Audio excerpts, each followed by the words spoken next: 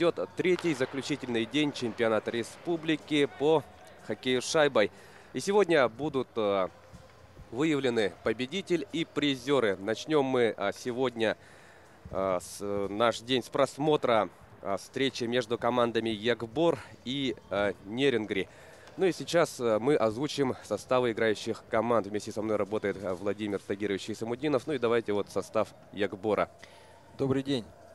Василий Кондратенко, 68-й, Никита Крюков, 27-й, Константин Крюков, 26-й, Евгений Свиридов, 29-й, Сергей Львов, 13-й, Антон Карпов, 10-й, Дмитрий Баганатов, 4-й, Евгений Калинин, 23-й, Денис Ручьев, 12-й, Фарид Фасхуддинов, 8-й, Станислав Гоголев,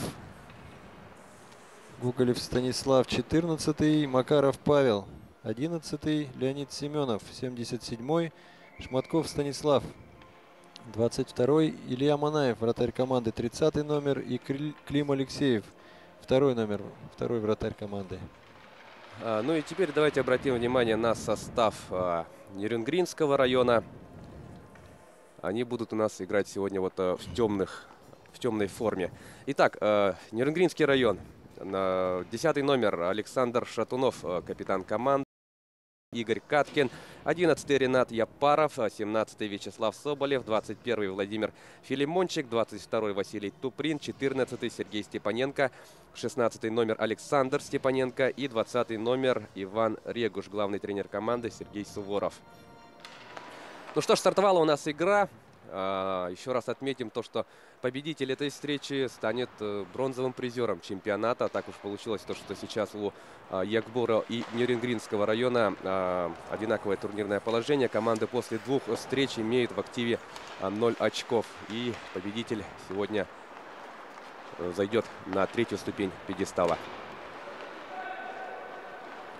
Сейчас идет равная борьба. Пытались атаковать Ягбор, сейчас атакует Нерюнгри.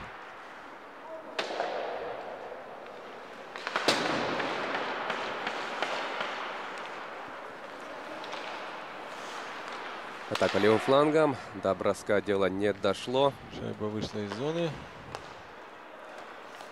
Но тем не менее продолжает владеть шайбой нерюнгринские хоккеисты.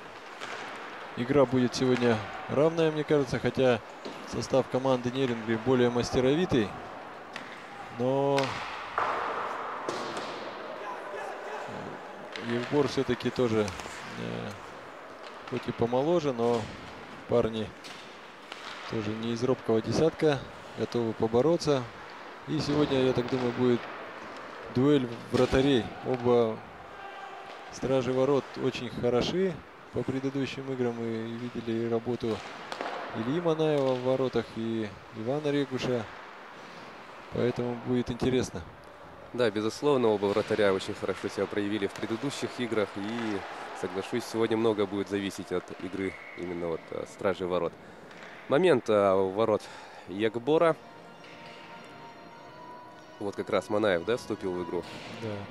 Сегодня, может, расскажем, сегодня завершились соревнования во второй лиге. И тоже довольно-таки также интересно совпало у нас, что первая игра, которая была в 8:30, играли Мегино-Кангаласский и Намский район. Они тоже оспаривали 3-4 место. В тяжелейшей борьбе команда Мегино-Кангаласского района одержала победу со счетом 3-1. И после этой игры встречались Хангаласский район и Усть-Алданский, старые соперники. Хороший момент. Да, действительно хороший момент. Регуш тут очень надежно играет. Ну что ж, все-таки отбились. Продолжается атака Ягбора. И за первое место играли Хангаласский и Усть-Алданский. И сначала, проигрывав 1-0, команда Хангаласского района собрались. В первом же периоде отыгрались. 2-1 закончился первый. И потом они уже потихонечку, набирая обороты, со счетом 6-1 закончили игру. И первое место в итоге заняла команда Хангаласского района. Второе место Усть-Алданский район. Третье место команда Мегино-Кангаласского. Четвертое Намцы. И пятое место Тампонский район. Таковы итоги второй лиги. И, как мы понимаем, проигравший в этом матче займет последнее место и сойдется эта команда с Хангаласским районом да, в стыковых матчах в борьбе за право играть в следующем сезоне в первой лиге. Опасные моменты, как и в принципе вчера в первом периоде тоже Якбор очень активно атаковал сборную города Якутска. И вот сейчас тоже не останавливаются ребята. Стартовое звено Свиридов и Крюковы очень активно играют. Впереди защитники не ошибаются. Вот опять Евгений Свиридов с шайбой. Бросок по воротам. Один из братьев Степаненко овладел шайбой. Так, опять Евгений Свиридов в средней зоне входит в зону. Константин Крюков, Никита. Хорошая перепасовка. И отличная передача, в принципе, была, да? Опасный момент. Опасный момент. Молодцы, ребята, напрягают. Я думаю, что хорошая будет игра. Антон Карпов шайбой. Не бросил, пытался отдать передачу. Ну, там двое сокомандников было, но, правда, ни до одного из них все-таки шайба не дошла. Но ребята понимают, что Иван простые броски будет отбивать легко, поэтому хотят разыграть наверняка, как говорится, до последнего уже. Чтобы уже передачей в сторону отрезать от игры и уже в пустые ворота, да? В пустые ворота забить. Но сейчас Артем Вышеславцев с шайбой. Хорошую скорость набрал. Передача не получилась. В защите у Якбора играет Львов Сергей и Баганатов Дмитрий. Оба уроженцы Нерюнгринского района. Сейчас работают в городе Якутске и участвуют в чемпионате за сборную Якбора.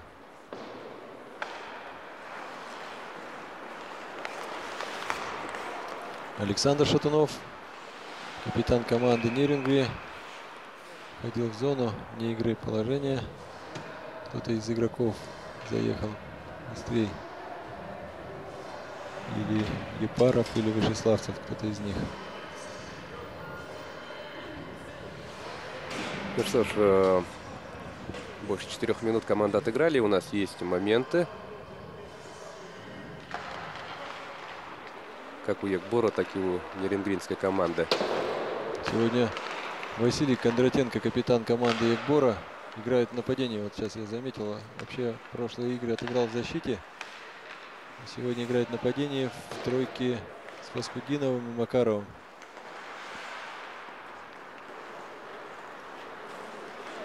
Василий универсальный игрок.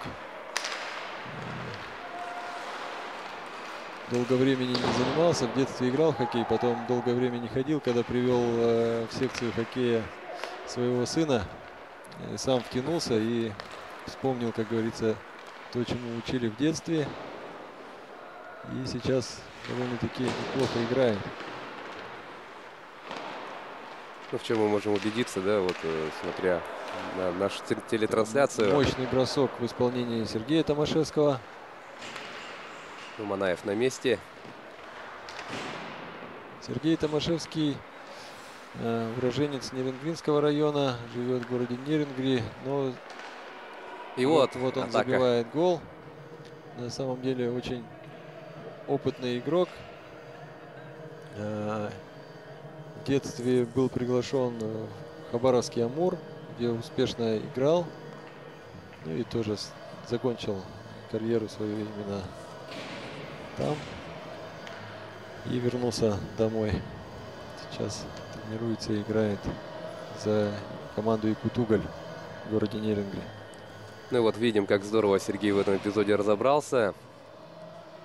Счет открыт, дорогие друзья. 1-0. Вперед выходит сборная Нерюнгринского района благодаря стараниям 8-го номера Сергея Томашевского. Ну что ж, как дальше у нас будут развиваться события. Интересно, как сейчас Якбор будет действовать. Первая пятерка Якбора на льду. И второе звено Нерюнгри. Что-то может получиться.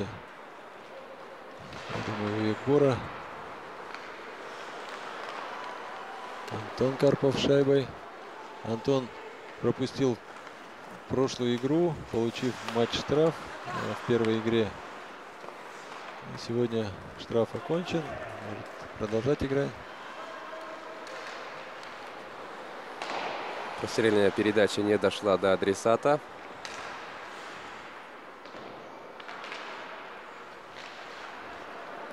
И Якбор идет вперед. 3-1. Ох, не доходит шайба, подпрыгивает. Хорошая была возможность.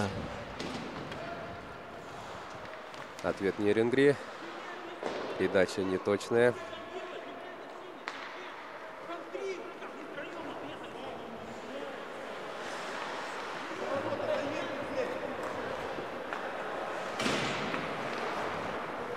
Позиционную атаку начинают нерюнгринские хоккеисты.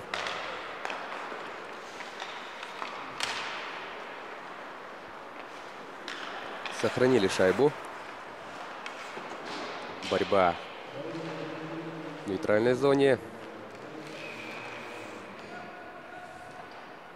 И положение вне игры, по всей видимости.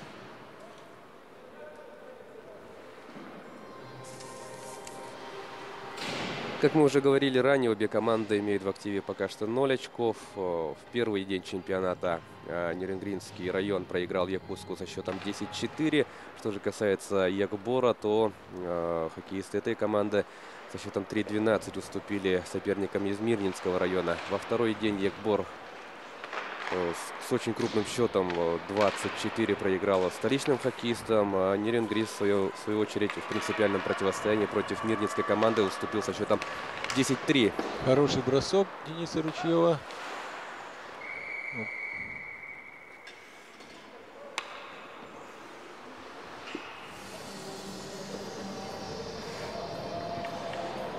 Иван Регуш на ваших телеэкранах. Сегодня мы еще не раз увидим, как он вступает в игру.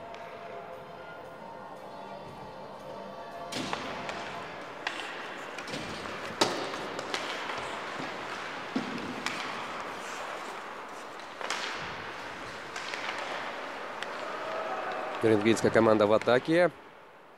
Шайба уходит за пределы площадки. Атаковал 9-й номер Дмитрий Раменский.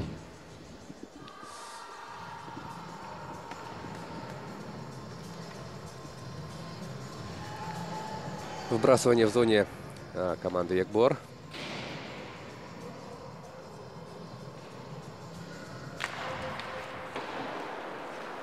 Выигрывает выбрасывание хоккеисты Якбора. И сейчас получится ли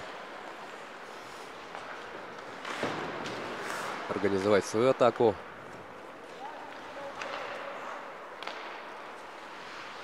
Быстро обойти вперед не получилось. И вот мы видим позиционная Свиридов атака. Евгений входит в зону, бросок. Бросок. Опасно, но вратарь на месте.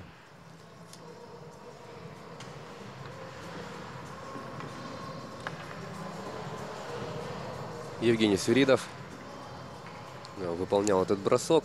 Ну и видим то, что Иван Регуш спокойно справился с этой задачей, контролировал ситуацию вратарь нерюнгринцев.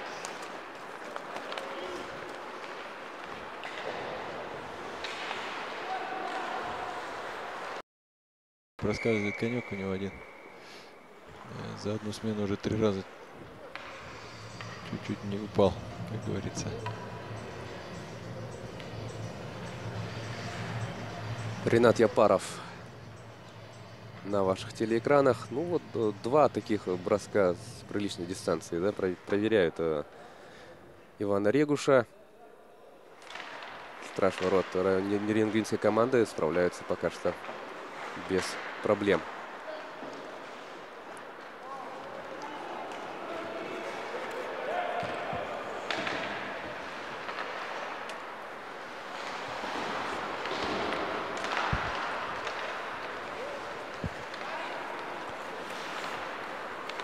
Марат Кайнулин с шайбой. Длинная передача. Евгений Свиридов входит в зону. Ищет партнера.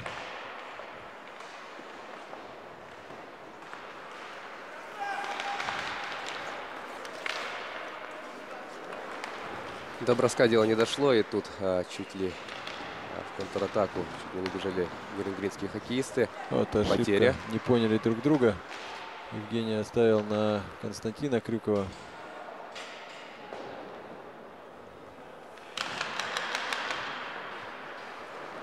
Вышеславцев Артем с шайбой. Раскатывается, входит в зону.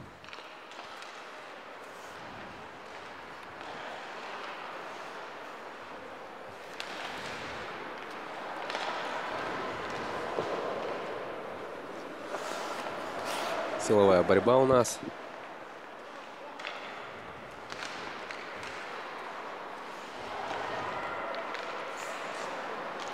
И нерюнгринцы пытаются организовать очередную свою атаку. Пока что видим то, что Якбор достаточно надежно обороняется.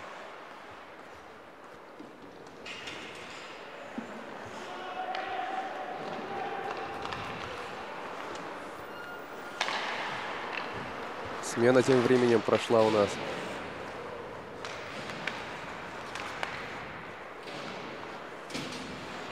И бросок не получился. Можно со второй попытки. Да. Баранов Вадим бросал. Шайба дошла до Жданова Антона.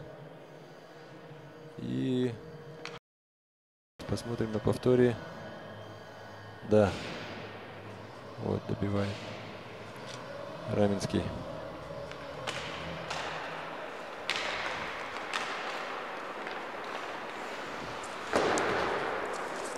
И таким образом, да, становится действительно автором второй шайбы нерюнгринской команды Дмитрий Раменский. Ну что ж, удвоили преимущество хоккеисты из Нерюнгринского района.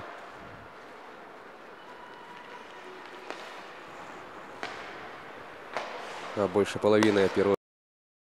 Входит в зону и бросает поворотом.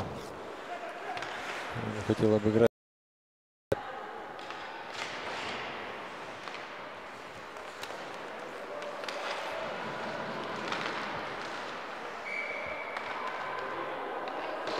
Гол. Да, вот с комментаторской позиции Да. хорошо оборонялся, периодически выбегая, да, на контрвыпады. И вот сейчас мы видим то, что раз за разом нерюнгринская команда продолжает забивать.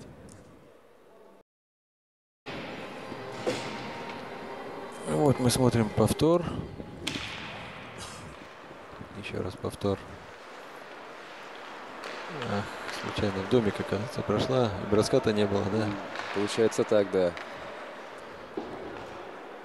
Сошла с крюка.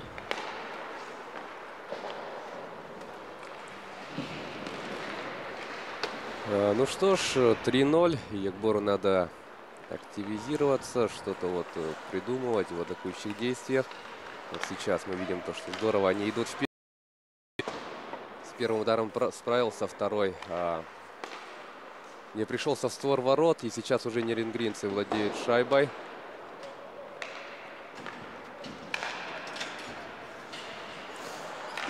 И бросок.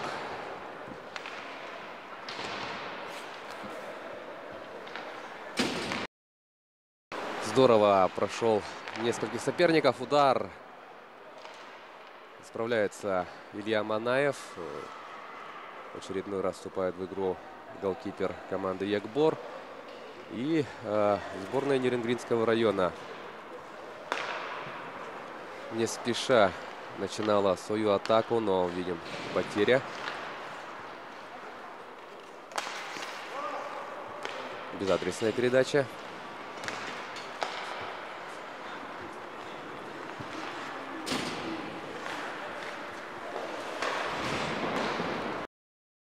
Там 3-0 ведет.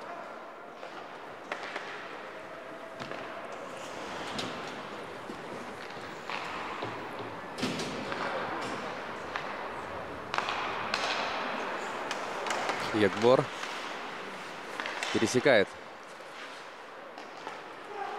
синюю линию, но атака до броска не дошла. И сейчас уже нерюнгринский коллектив пойдет вперед.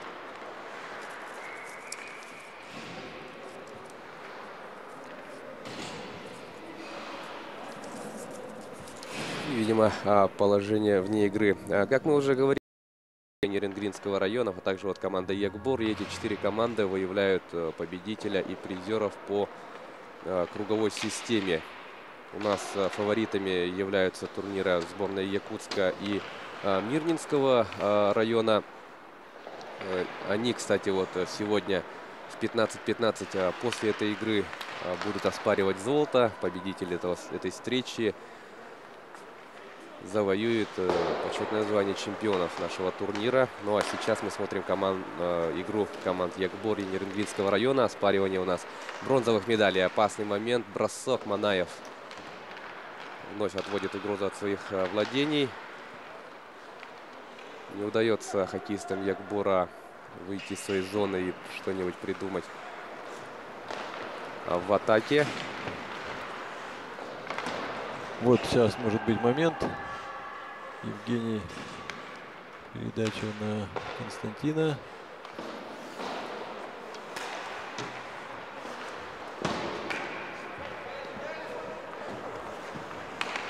Сохранили шайбу. Продолжается атака хоккеистов Ягбора. Но сейчас уже самим надо им обороняться. Бросок. Степаненко Александр подключился к атаке, номер 16. И Манаев в очередной раз вступает в игру.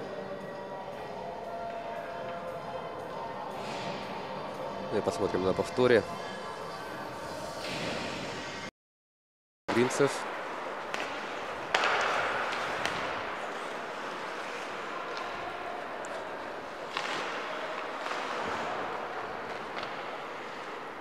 Сергей Львов с шайбой.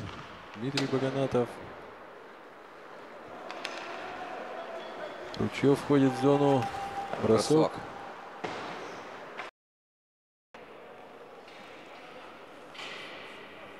Дмитрий Баганатов направляется на скамейку штрафников. Это первый штраф нашей сегодняшней встречи. 2 минуты. Мощно.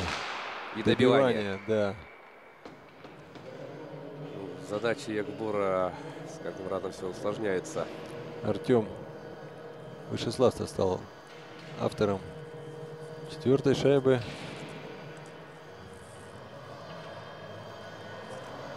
«4-0» за 3 минуты до конца первого периода. Классное добивание. Здорово перекинул Артем Вышеславцев. Оказался в нужном месте в нужное время. Антон Свиридов. И уже шайбой был Никита Крюков, но потерял.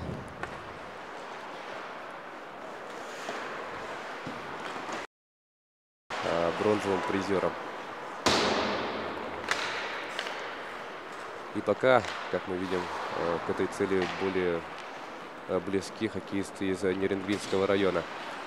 Прострельная передача хорошая была.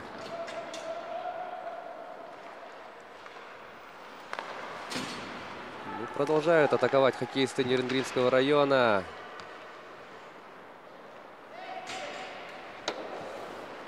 И сейчас Ягбор пойдет вперед. Не получилось обыграть.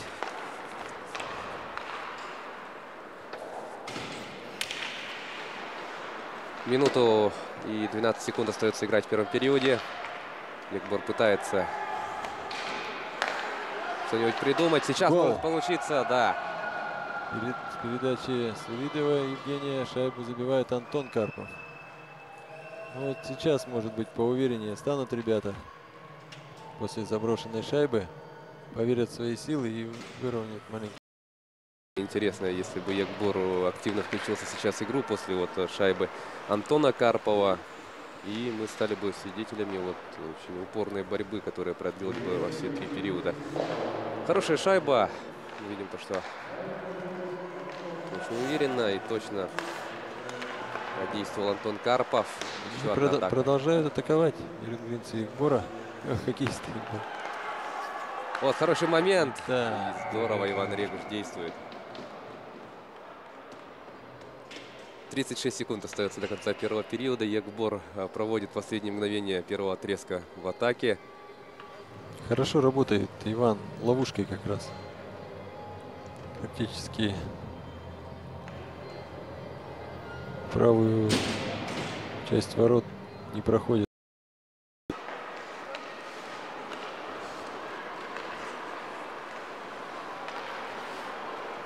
Перехват и шайбой хоккеисты Егбора.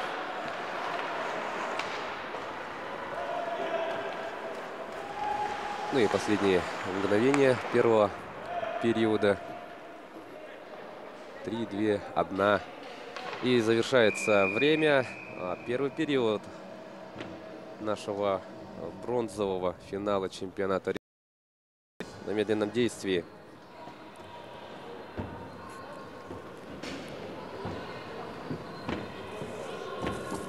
Напоминаем вам, Первую шайбу сейчас показали в исполнении Сергея Томашевского.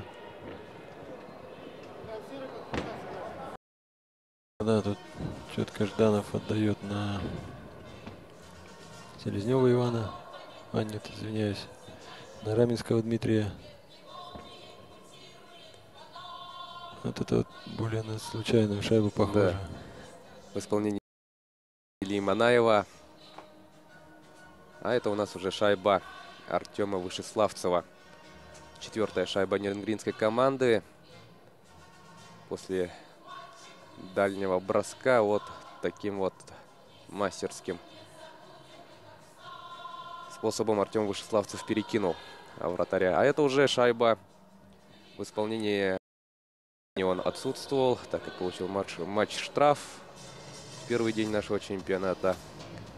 И вот мы видим то, что Антон Карпов вернулся на лед и помогает своей команде как может. Ну что ж, мы вернемся через 12 минут и 40 секунд и посмотрим второй период. А пока что отдохнем.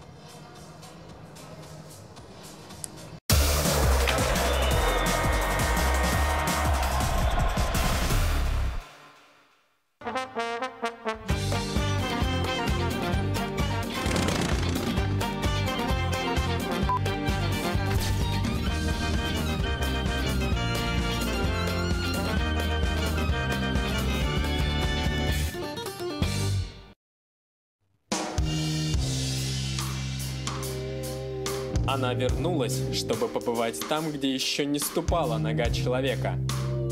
Чтобы окончательно перевернуть ваши представления о морозе. Смотрите новый сезон тревел-шоу «Отмороженное».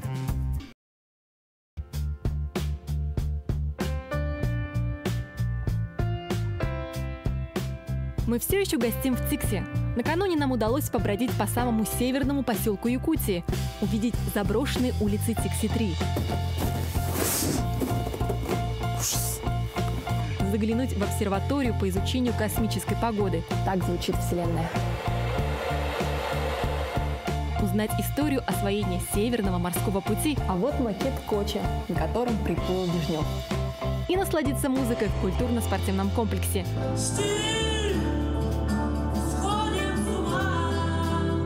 Что же ждет нас сегодня? Ой. Жесть, вот это ветер. Настоящая пурга. Mannen, wij zijn mannen, emoties zijn gezever. Belangrijkste orgaan door de been is na is onze lever. Mannen, wij zijn mannen, emoties zijn gezever. Belangrijkste orgaan door de been is na is onze lever. Снегом занесло не только весь поселок, но и наши планы. Из-за надвигающейся пурги мы не смогли выехать в соседнее село. Остается только гулять по округе.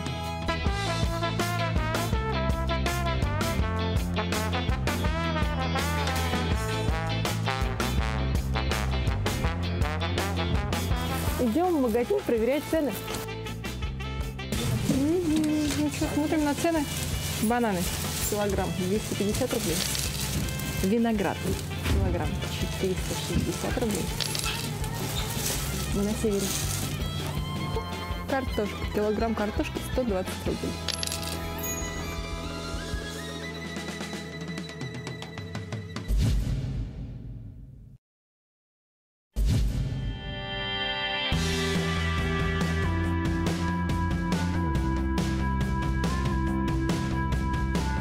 Кладбище кораблей располагается на острове Бруснево. Зимой до него придется ехать на снегоходе минут 15. Странно, но от этого груда железа веет энергетикой прошлых лет. Бегичев и другие. Рядом развалины 2 самолетов. Теперь они покоятся здесь, став своего рода вечным памятником былой жизни. Вся эта груда металлолома носит печальное название «Кладбище кораблей». И вывести это все отсюда сегодня уже практически невозможно. Пока мы гуляли по морю, погода нормализовалась и открыла нам путь в поселок Быковский. Ну что, Это захватывает дух.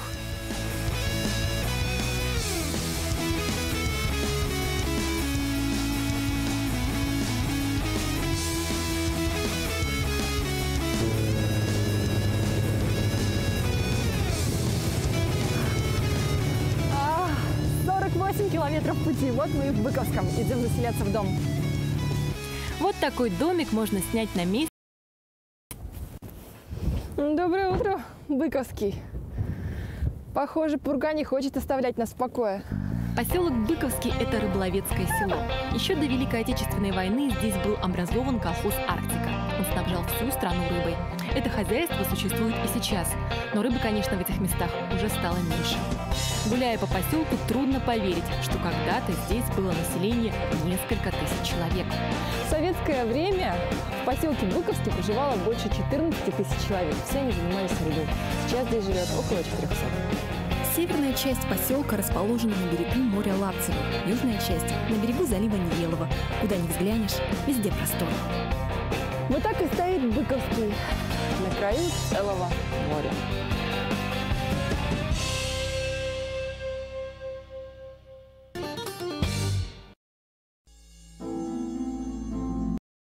От антисоветского, уголовного и социально опасного элемента. Часть спецпереселенцев погибла. На месте их братской могилы был установлен памятник. Север не прощает ошибок. 373 человека погибли из-за насильственного переселения. Рядом памятник жителям Чурапчинского района. В годы войны советские власти приняли решение переселить их в северные районы на рыбодобычу. Свыше 300 человек погибли на этой земле. Идем дальше.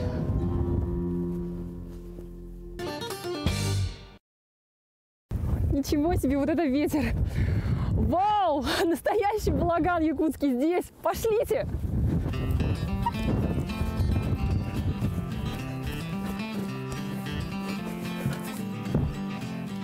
Внутри балагана уникальный музей. Все экспонаты собраны лично хозяином Василием Бурцевым.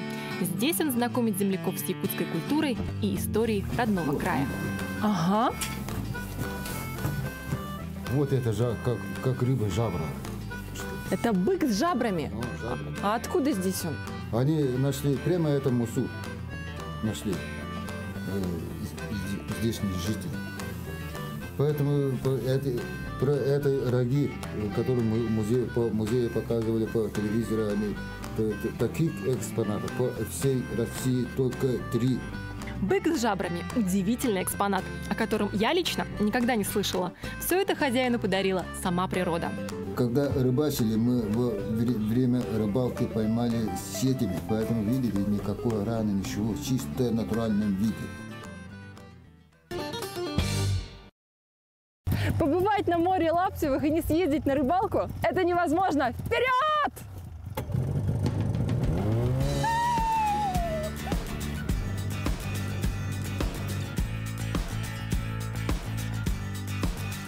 Особенность зимней рыбалки на море в том, что необходимо прорубить 3 майны на равном расстоянии друг от друга. При каждой последующей рыбалке их придется расчищать. Справиться с этой задачей, особенно в сильный ветер, одному человеку сложно. Поэтому принято ходить на подлетку в компании. Ого! Так много! Вы же говорили, не будет рыбы. Вы фартовые называете. Мы фартовые! Мы сейчас поймали муксуна. Вот муксун, да? Да, вот. Какие вообще рыбы водятся? Муксун! Здесь вот сейчас в данное время поймали виды. Вот. Это омут. Вот Омут. муксун. Вот. Ну что, рыбу поймали? Теперь осталось ее разделать. В Быковском это умеют делать даже дети. Поэтому мы пришли в школу. Мои учителя – это 16-летние ребята. Так как школа с аграрным уклоном, здесь всех обучают правильной разделке рыбы. После окончания 11 класса ребята являются готовыми специалистами. Сегодня нам показали мастер-класс по приготовлению юколы.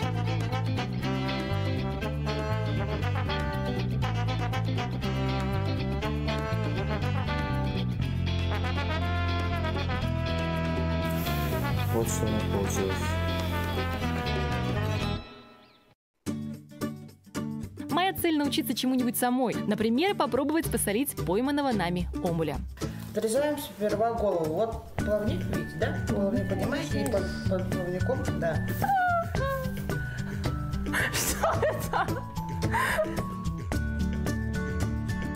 Я беру на руки и обратно. Я сейчас не досолю, чувствую. Готовый продукт.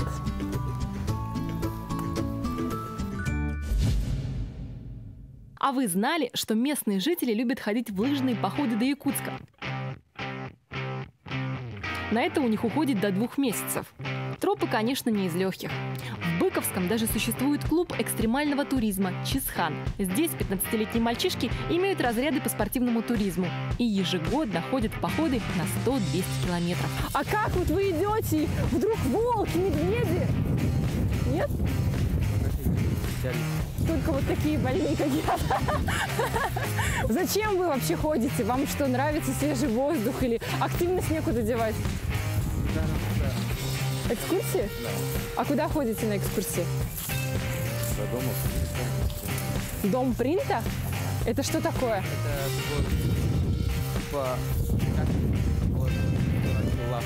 там принц построил дом себе. Да. Настоящий принц? Да. А откуда здесь взялся принц? Ну, нам так принц построил там. Классно, классная сказка.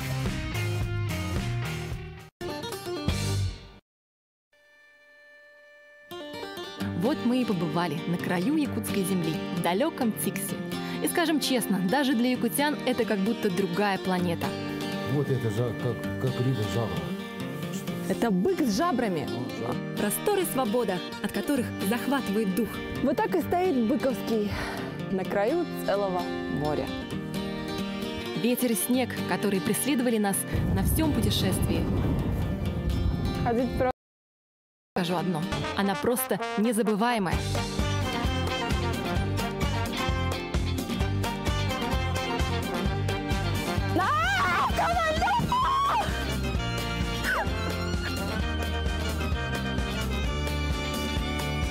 Ну вот и подошло к концу наше путешествие.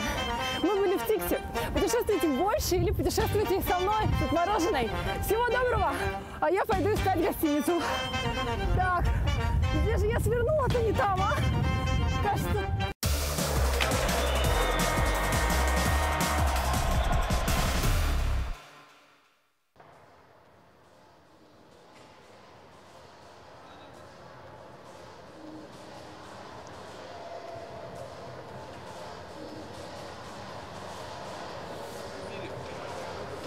Ну что ж, завершился Нерингринского района. У нас сегодня заключительный 3-й соревновательный день чемпионата республики по хоккею с шайбой. Сбор и нерингринские хоккеисты оспаривают бронзовые медали. В активе у обеих команд 0 очков по итогам 2 предыдущих. И касается нерингринцев, они в первый день потерпели поражение также от столичных хоккеистов со счетом 10-4 и во второй день уступили в принципиальном противостоянии соперникам из Мирнинского района со счетом 10-3. Стартовал второй отрезок игры. Счет у нас 4-1. В первом периоде у нас отличились Сергей Томашевский, Дмитрий Раменский, Иван Селезнев и Артем Вышеславцев. Вот 4 хоккеиста отличились в составе Нерюнгринской команды. Ну а за Ягбор единственную шайбу пока что провел Антон Карпов. Высокий гол. Только заговорили, да, об этом. И Ягбор, хоккеисты Ягбора словно услышали нас и сокращают отставание в счете. Евгений Свиридов стал автором шайбы. И опять тройка сыграла. Константин и Никита Крюковы. Никита пропускает, и Евгений между ног точным броском. Хорошая передача, стоит отметить. И также хорошее исполнение. Автор второй шайбы своей команды. И сейчас Нерюнгринская команда идет вперед. Бросок.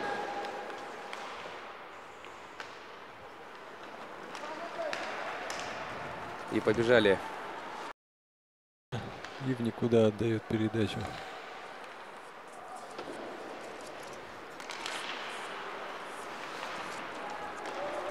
Хорошая передача могла получиться. Хорошая передача и была, но справиться, да, Антон обработать не получилось. Жданов хорошо открывался.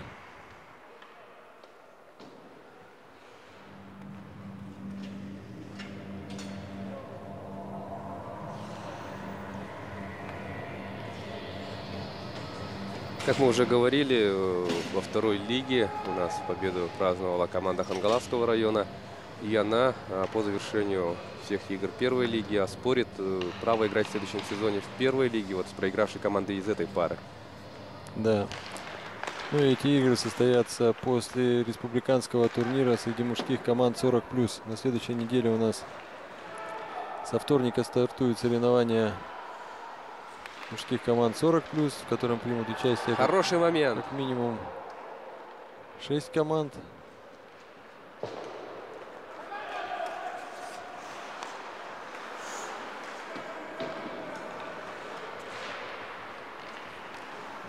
Ну, у нас соревнования за соревнованиями, да, будут на да.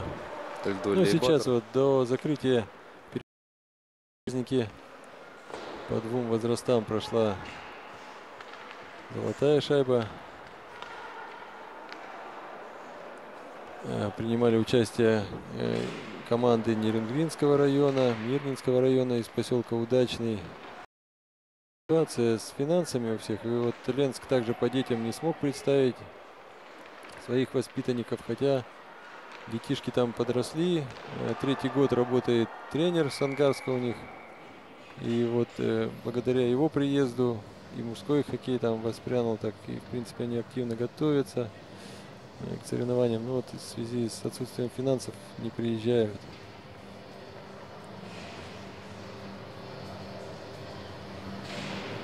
Сбрасывание в зоне Нерюнгринской команды.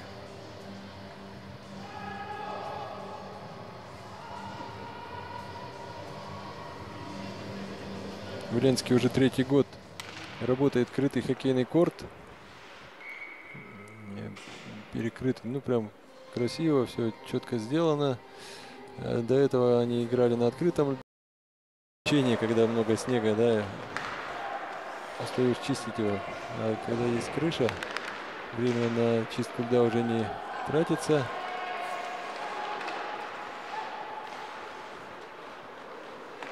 И вот опасный выход. Хорошо сыграл Илья Манаев. Ошибка.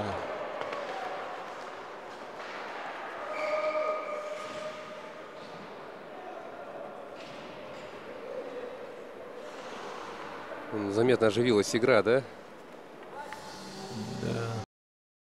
Команды Владимир Демченко за атаку игрока, не владеющего шайбой. Он сейчас столкнулся с вратарем команды Ягбор. И Нерюнгринский коллектив 2 минуты проведет в меньшинстве.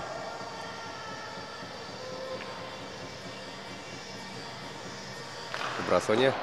Выигрывают хоккеисты Ягбора.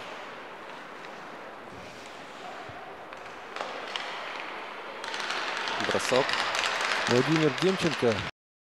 Это примерно лет 10 назад было.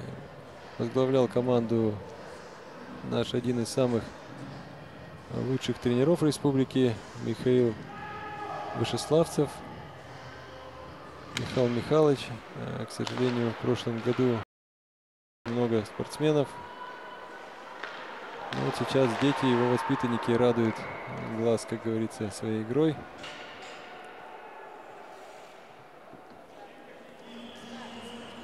Константин Крюков на ваших телеэкранах.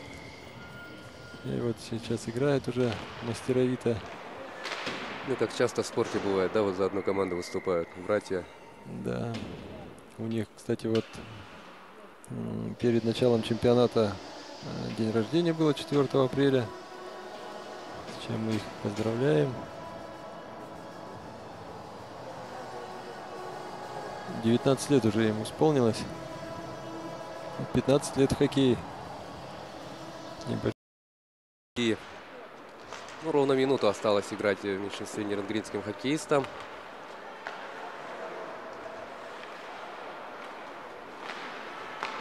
И получится ли как-то использовать большинство хоккеистов Якбора.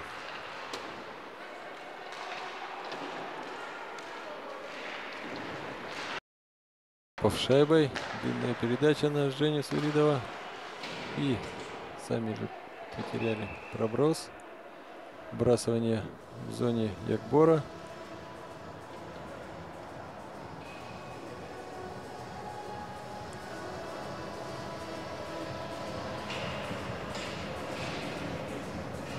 В первом периоде нерюнгринские хоккеисты за короткий такой промежуток времени организовали. Неплохо играют. Стараются ребята. Руки не отпускают.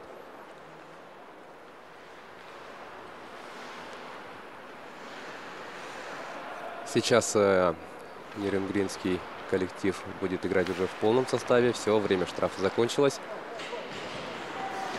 5 на 5 у нас игра сейчас Может идет. быть, именно в этой игре зрители дождутся овертайма, да? В этом чемпионате еще ни одного овертайма не было. Ни во второй лиге, ни в первой лиге. Было бы очень интересно на это посмотреть. Тем более на булиты. Дальний бросок Иван Регуш без проблем. Фиксирует шайбу.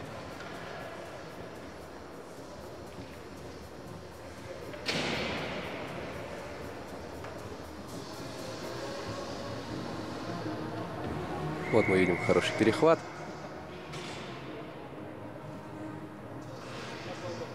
И дальний бросок.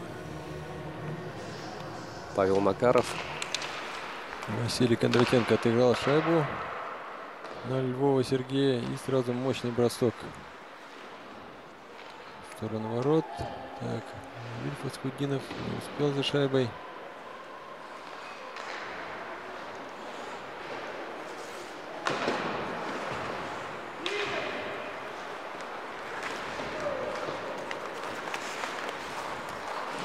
Дениса, конечно, чуть-чуть не хватает опыта вот в играх со взрослыми, да, он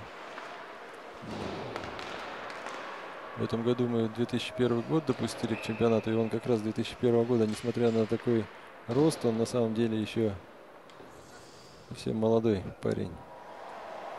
Хотя самый высокий игрок в команде Якбора. Его где-то психологически маленько ему, конечно, тяжело. Ну, все приходит с опытом, и где же брать опыт, да. Не на чемпионате республики, да? Конечно.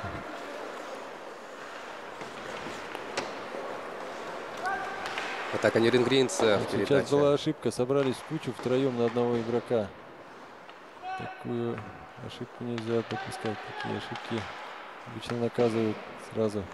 Да, Иван Селезнев там совсем один был, и передача не дошла до него, к счастью, хоккеистов Якбора. Константин Крюков атаковал ворота дальней дистанции. Никита с шайбой. Карпов. Кайнулин. Возвращает Карпову. Неточная передача. Да, и вот ошибка, но вот он на месте перехватывает и шайба уходит в проброс.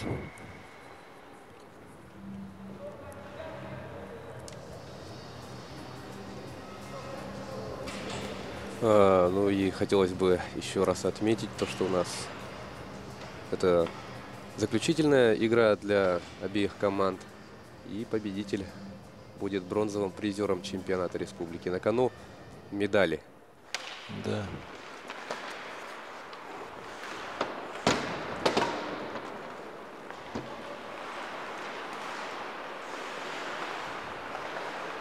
Нерюнгринцев в атаке. Шатунов шайбой, Вячеславцев.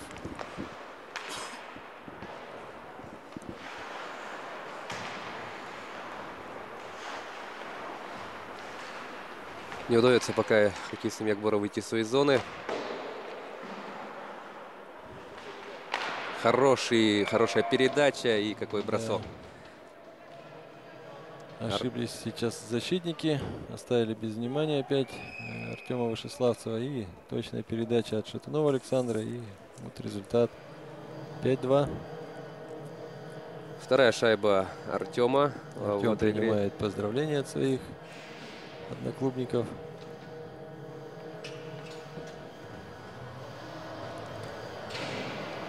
Снова увеличивает отрыв в счете хоккеиста Нерюнгринской команды. Вторая шайба Артема Вячеславцева. И счет становится 2-5. Да, на убойной позиции один оказался 25-й номер нерюнгринцев. И, как мы видим, без всяких проблем. Ну, вот мы видим, да, Илья Манаев сигнализировал о том, что один из игроков соперника находится перед воротами, но не успели перекрыть эту зону. И как итог, результативный бросок 5-2. Прострельная передача, еще одна опасная. Манаев надежен. И продолжается атака сборной Нерюнгринского района. Хорошая перепасовка и снова один игрок на пятачке. Это у нас Дмитрий Раменский был. На сей раз обошлось.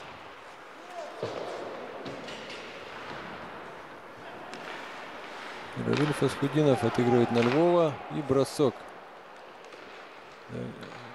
Каров Павел.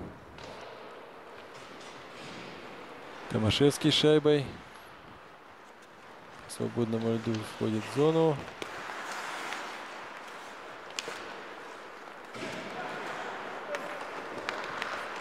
Удаление.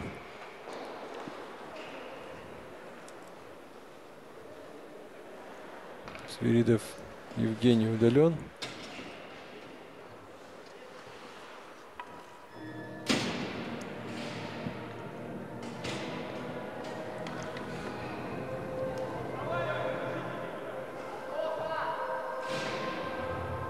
Ну и посмотрим на повторе.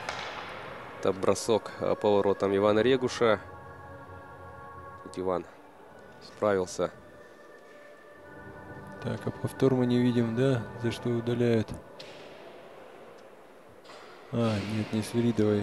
Уволили и удалили.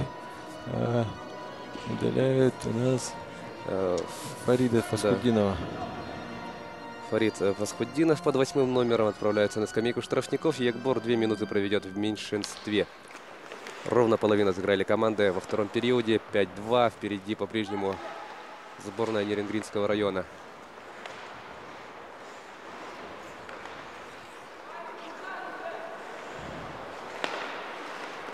Передача не нашла адресата.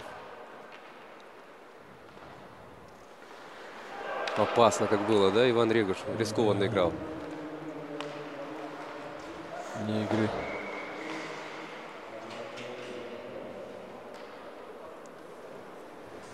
Полторы минуты остается играть в меньшинстве Якбору.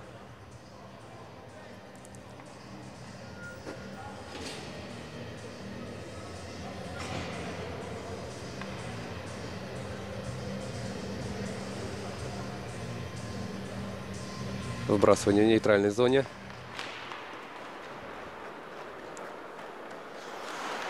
Вышеславцев шайбой.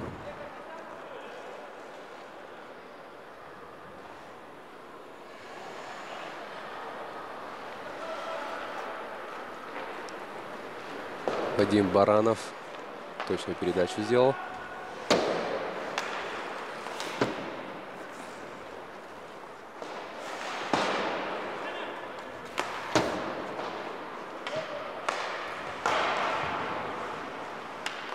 Шайбы по-прежнему хоккеисты Нерюнгринского района. Бросок хороший. Продолжается атака. Хорошая перепасовка и не попал по воротам с убойной позиции. Сдвинуты ворота.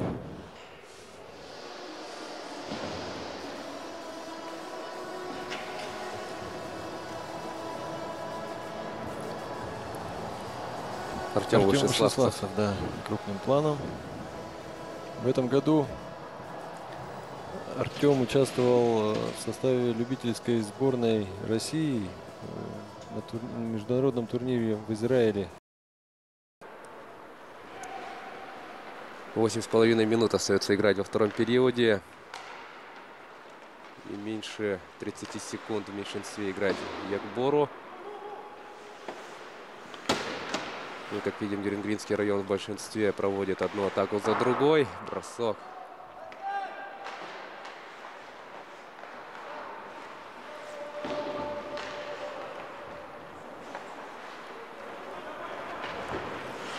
Никак не удается выйти из своей зоны хоккеистам Якбора. Вот опасный момент. Бросок и 6-2.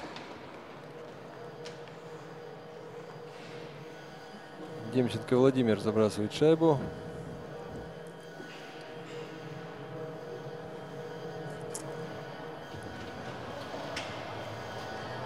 Ну, очень активно нерюнгринская команда, конечно же, атаковала, пользуясь большинством.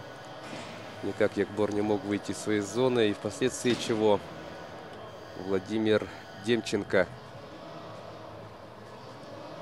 здорово разобрался. И свою первую шайбу в этом матче 15-й номер нерюнгринской команды проводит. 6-2. Команда играет в полных составах. И за 7 минут 43 секунды до конца второго периода Нерюнгринский район увеличивает отрыв до 4 шайб.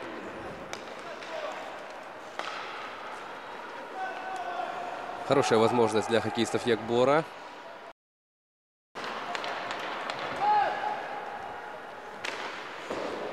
Перехват. Ох, как хорошо Вадим Баранов обыграл двоих игроков, третьего и... Хорошая передача. Передача и нет броска, да, здесь. И длинная передача.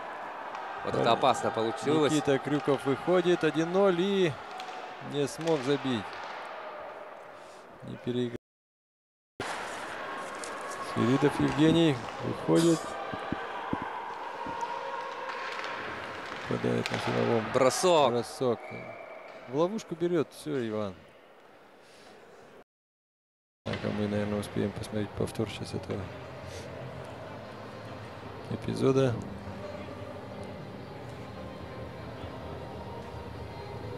Вот, проходит. Никита бросает. Ловушка опять. Все, ловушка все прилипает. И вот жесткий силовой. Кстати, вот это было нарушение правил.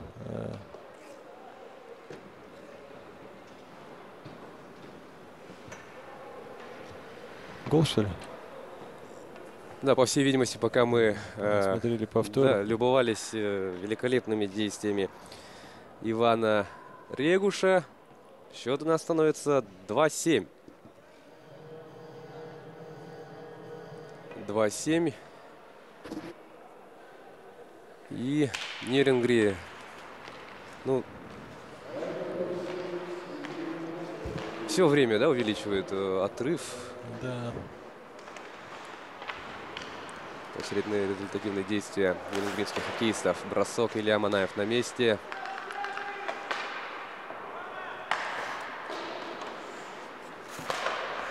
Ну, давно не забивал Якбор.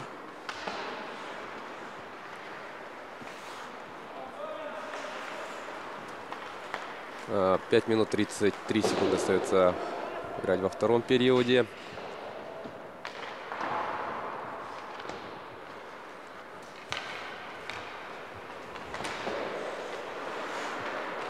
Вновь нерюнгринская команда в атаке.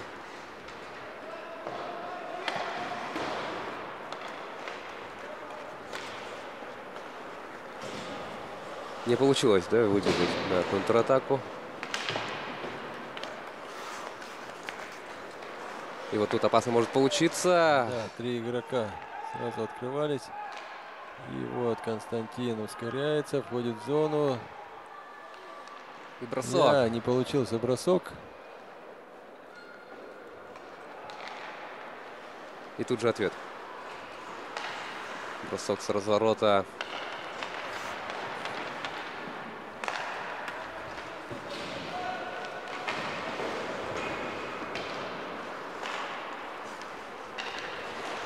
Здорово на подборе играют хоккеисты нерюнгринской команды.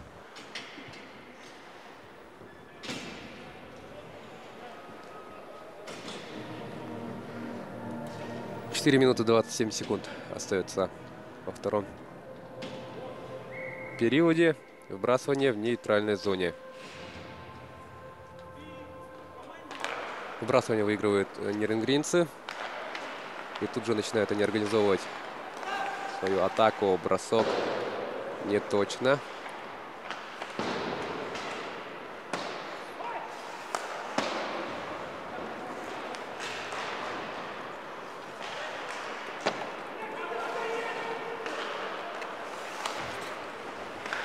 Бросок не получился. И тут Илья Манаев вступает в игру. Тем временем на трибунах все больше и больше народу становится. Все подтягиваются уже к финальной игре. Трибуны сейчас практически заполнены.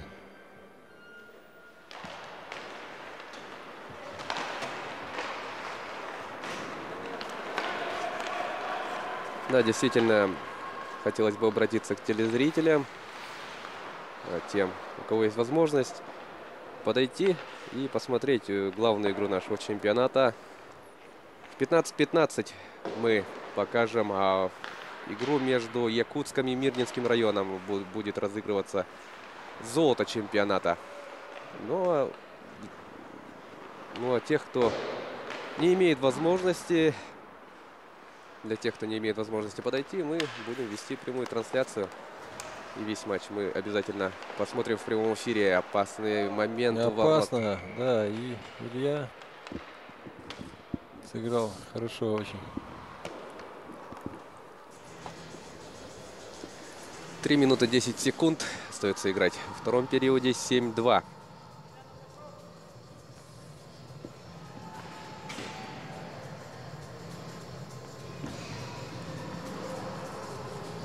Вбрасывание будет в зоне команды Якбор.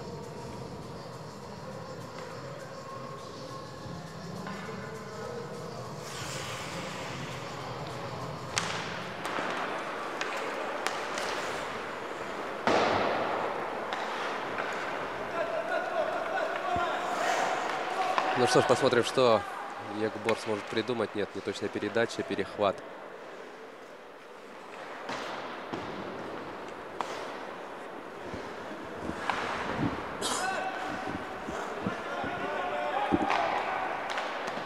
Доходит. Хорошая передача. И опасно. Будет бросок. Да, не получился хороший бросок, но игра продолжается. Антон с шайбой.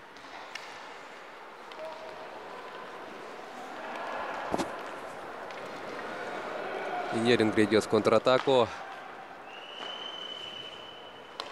Не получилось в этом эпизоде обыграть соперника. Ох, не принял Свиридов шайбу. И вот опасно. И нет, гол. Да, все-таки закатывается шайба в ворота, несмотря на все старания Ильи Манаева и его сокомандников. И автором шайбы, по всей видимости, становится Василий Туприн, да? Да, похоже. 8-2.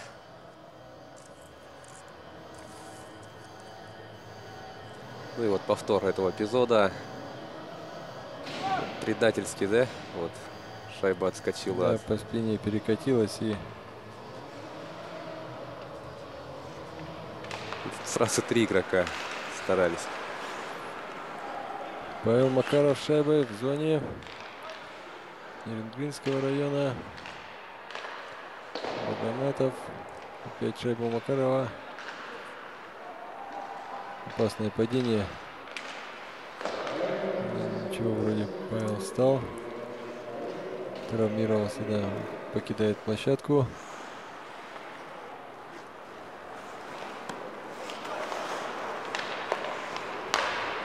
Еще один момент у ворот Манаева.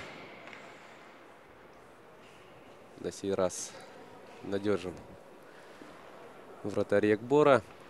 Минуту 28 остается играть во втором периоде. 8-2.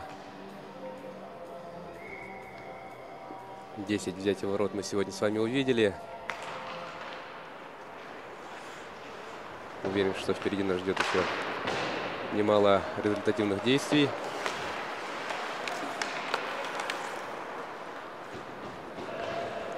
Ну, в последние минуты не вяжется игра у Якбора.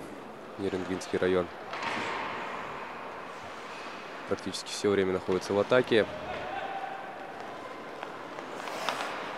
Вот очередная из них. Бросок и Манаев.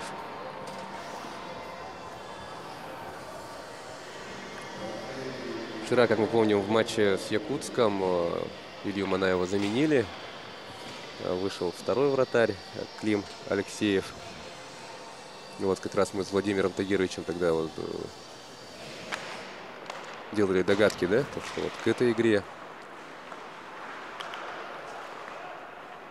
И решил отдохнуть Илья Манаев.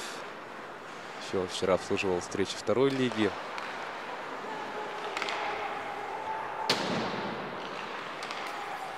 Бросок. Константин Крюков пытался с дальней дистанции.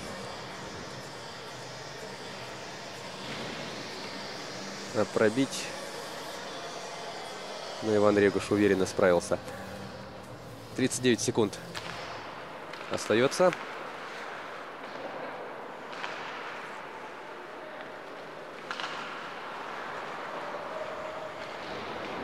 Прессингуют хоккеисты Якбора, и почти получилось доставить шайбу до пятачка. Тут мы видим уже Нерюнгри в атаке.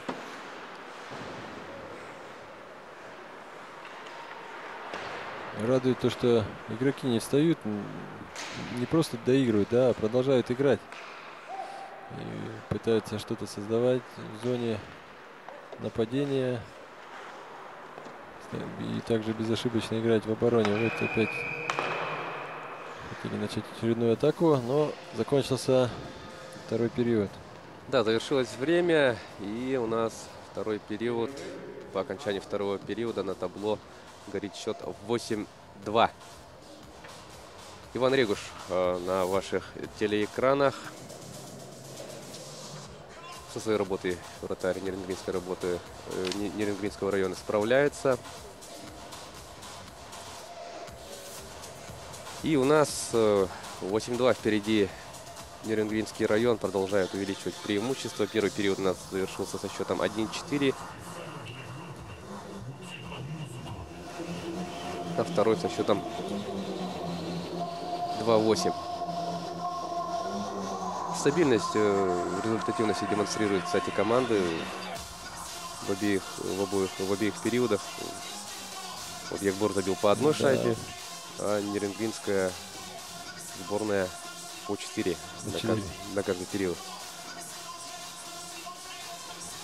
Вот видим дальний бросок. Иван Регуш справляется. А вот тот самый эпизод, когда Илья Манаев пытался сигнализировать о том, что есть свободный игрок. Но сокомандники не успели. Владимир Демченко забивает. Нам показали повтор этого броска.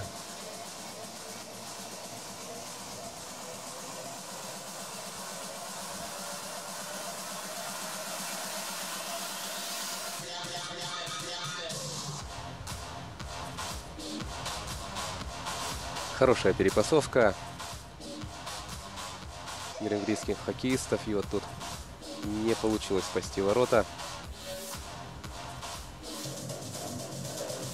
3 клюшки.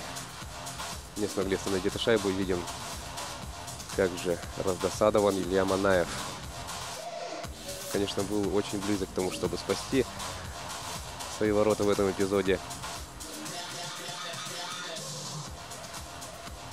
Но не повезло. Если я не ошибаюсь, то у Василия Туприна это дебют в этом чемпионате. Он ни разу не участвовал в чемпионате республики. Ну и вот. Тогда мы сейчас вместе с хоккеистами отправимся отдыхать и продолжим просмотр этой встречи через 12,5 минут. Дорогие друзья, не переключайтесь.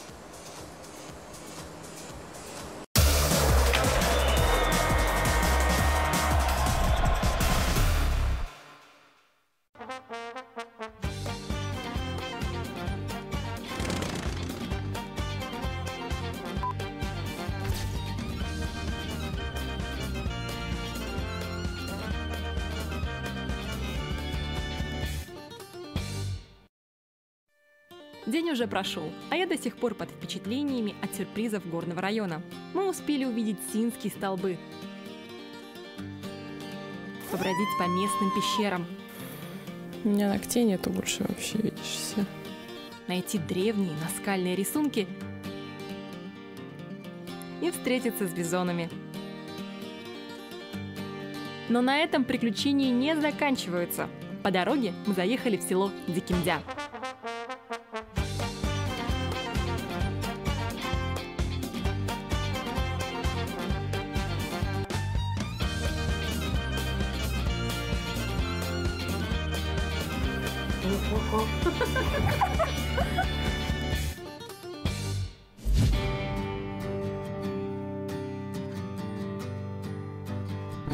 Деревня расположена на правом берегу реки Маты, в 30 километрах от Бердыгистяха. Сегодня здесь живет свыше 600 человек.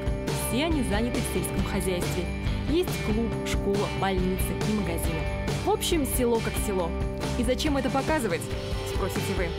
А затем, что именно на этой земле родились известные путяне.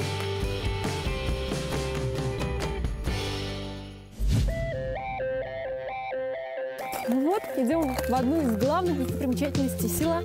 Музей, посвященный братьям Даниловым и Афанасию Николаевичу Осипову.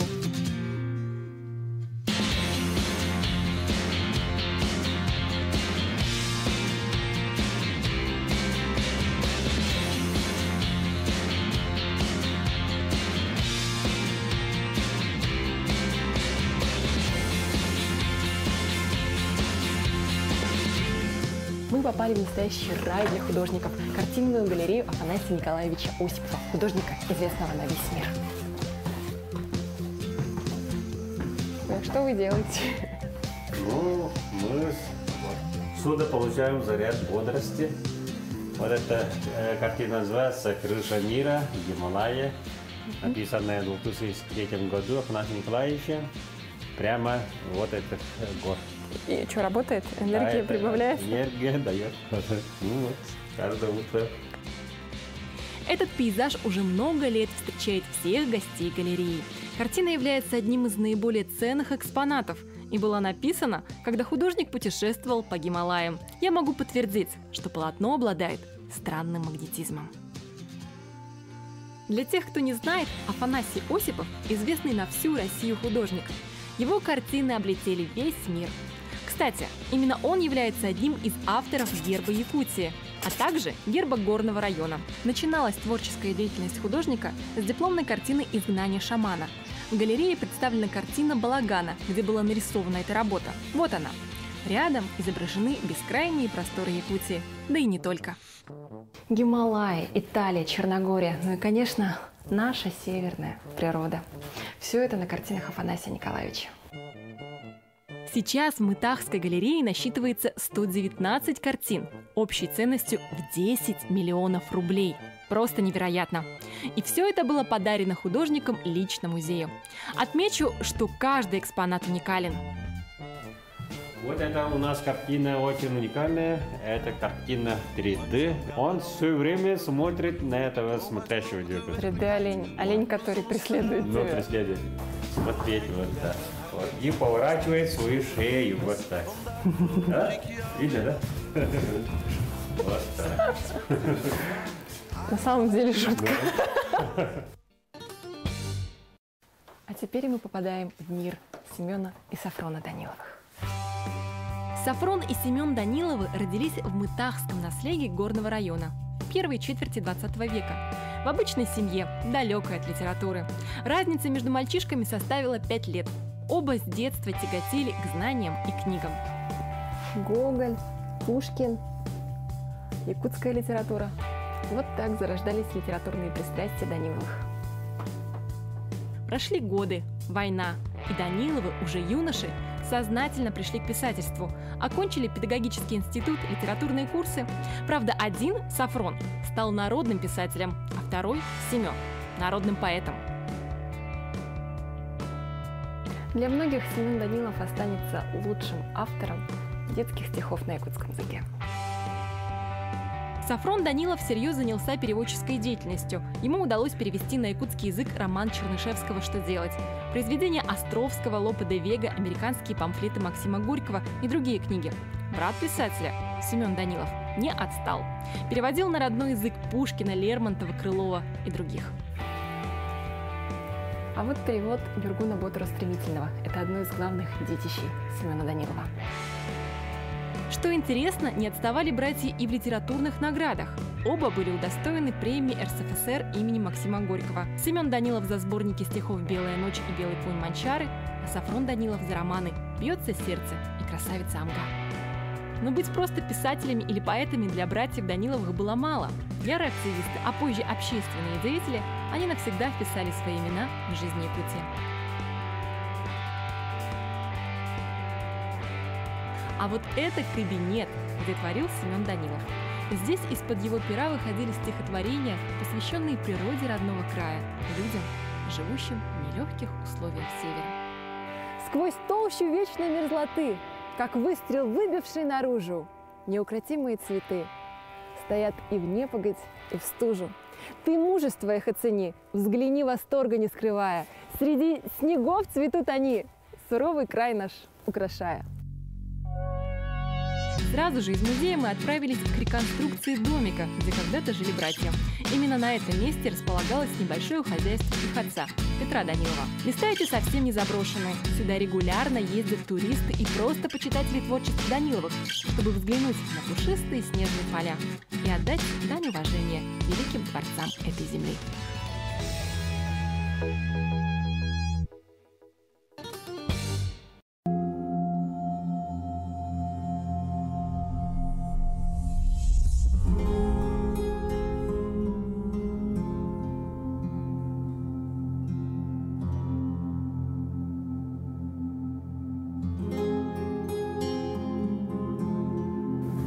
Декабря 1927 года здесь, в этом доме, прошла конференция партии якутских конфедералистов.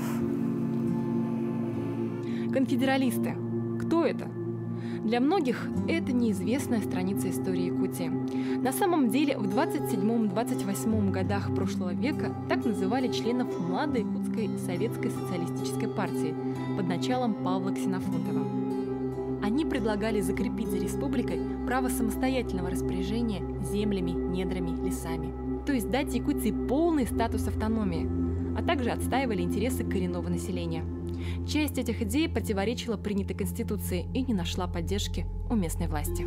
Чтобы привлечь внимание общественности, конфедералисты решили произвести вооруженную демонстрацию и набрать повстанческие отряды в улусах. Но в ряде поселков они встретили отпор. Например, в Абаге конфедералисты попали под обстрел местными подростками, пионерами. После постоянных перестрелок с отрядами Красной Армии лидеры движения решили добровольно сдаться, потому что не хотели проливать кровь. Можно спорить, но, на мой взгляд, идея была одна – улучшить жизнь якутян. Спустя 60 с лишним лет их имена, наконец, были реабилитированы. Коровы до лошади. Мы заглянули в хозяйство. хотя язык не поворачивается, как его назвать, на ферму семейства Чемизовых. Здесь у них... Это не там, где кушают. Ах, как они жужжат-то. Вот это смогла. Она... Этот конец. Ой, вон оно там, я вижу его, я его вижу. Она уже не этот. Да не хочет, она меня не любит, я невкусная.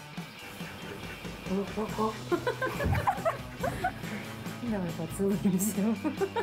Ничего. Я чувствую, как трясутся ее челюсти. Так необычно.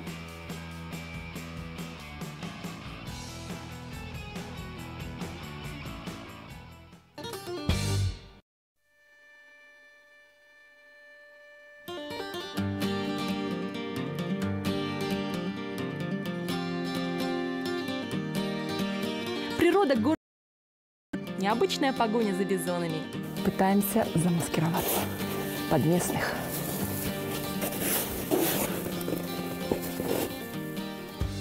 Поиски рыбы на одной из красивейших рек Якутии. Буквально перед вашим приходом весела. Да, конечно, мы вам верим. Знакомство с забытыми страницами истории. Я знаю, как для вас. Для меня это трагедия. Мы как никогда много общались с людьми и как никогда много улыбались.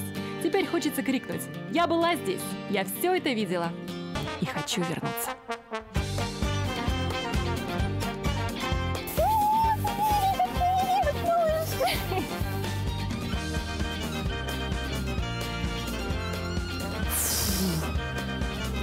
Я думаю, это невозможно. Мы что-то доброе делаем в нашей программе.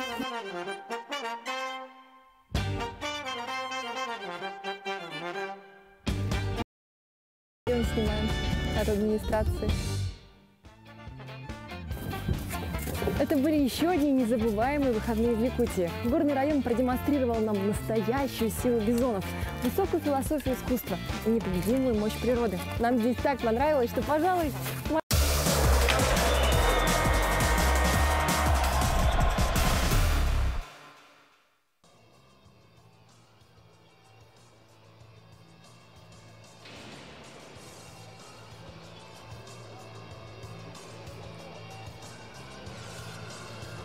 Мы продолжаем прямую трансляцию с Ледового дворца Эллейботор, где у нас идет заключительный третий соревновательный день чемпионата республики по хоккею с шайбой.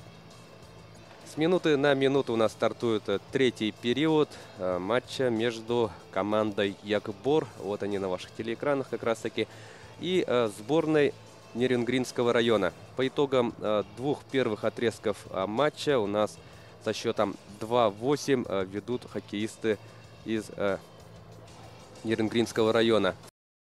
Одну шайбу, а нерюнгринцы 4.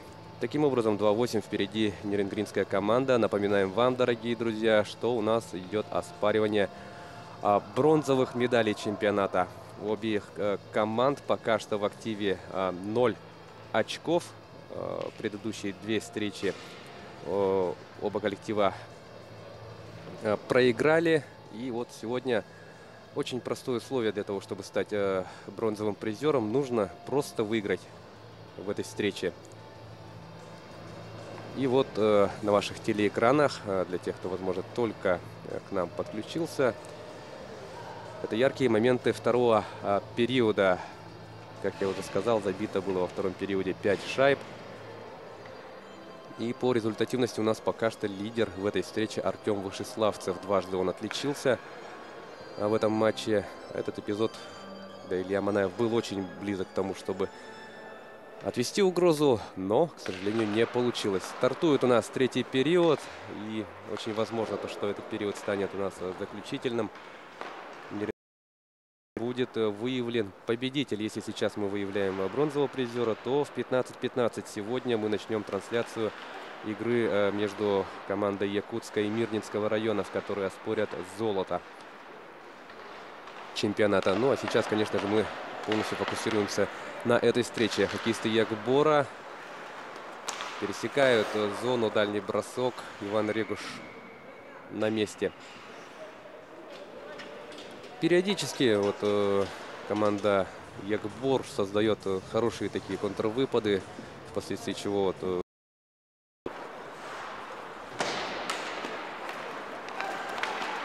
опасно может получиться бросок. Иван Регуш снова вступает в игру и снова надежно. Активно начали хоккеисты Ягбора третий период. Смена в составе Ягбора.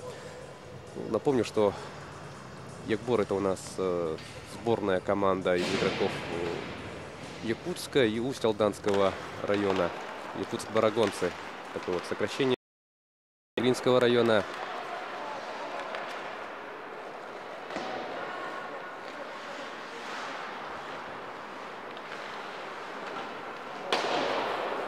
Хороший бросок. Следом еще один. Продолжается атака нерюнгринской команды.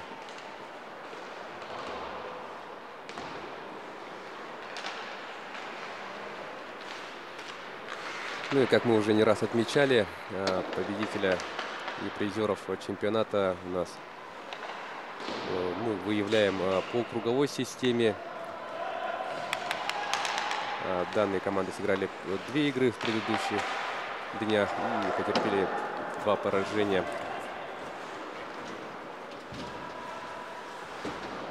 Нерюнгринская команда в атаке. Бросок дальний. Илья Манаев все видел, все прекрасно контролировал.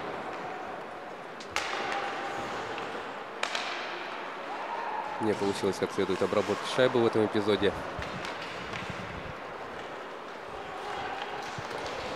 Столкновение. 3-2. Доходит дело до броска. И шайба вновь в ловушке Ивана Регуша.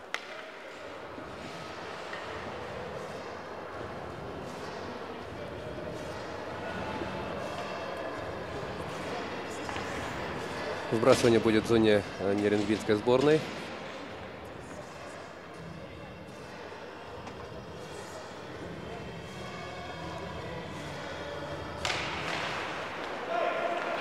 Выиграли вбрасывание нерюнгринцы.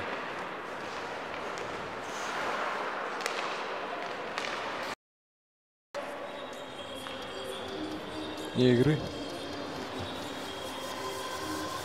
Вне игры зафиксировано. Бросание в средней зоне.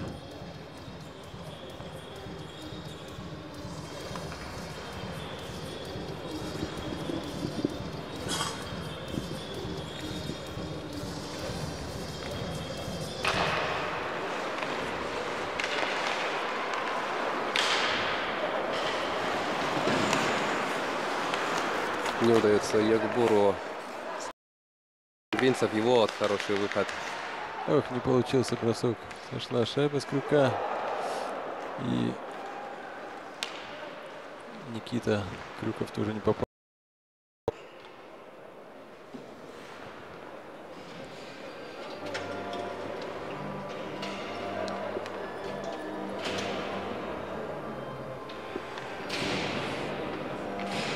Свиридов Евгений.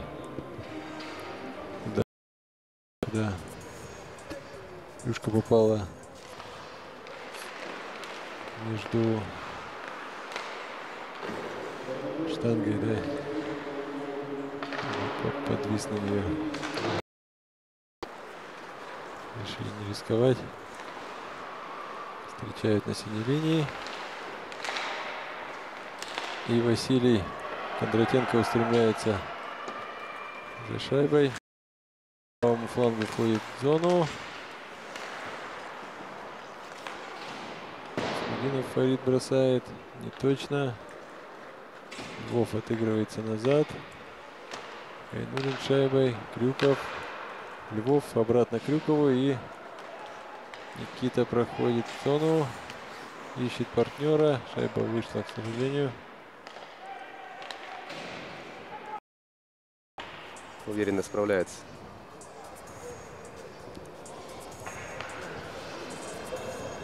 — 26 секунд играть в меньшинстве Ягбору.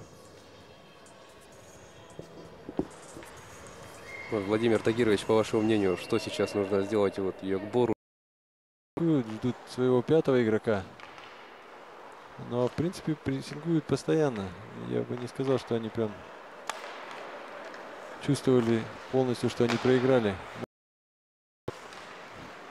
Так, хорошо. Шайбу контролируют.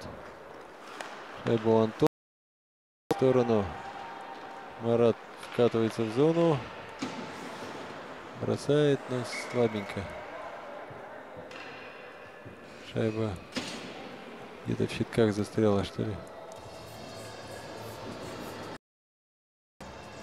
Вбрасывание будет в зоне нерюнгринской команды.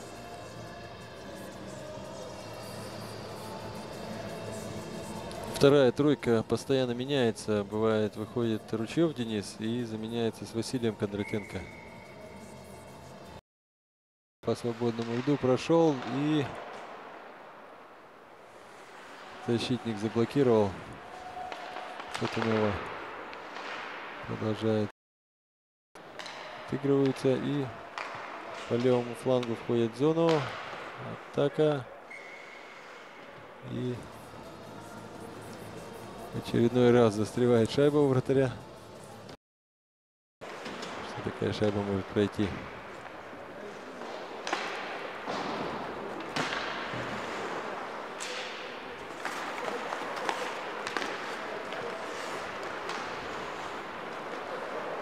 Томашевский Сергей. Хорошо сыграл защитник.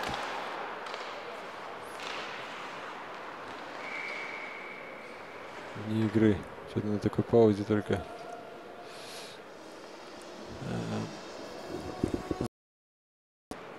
Нерюнгринские хоккеисты.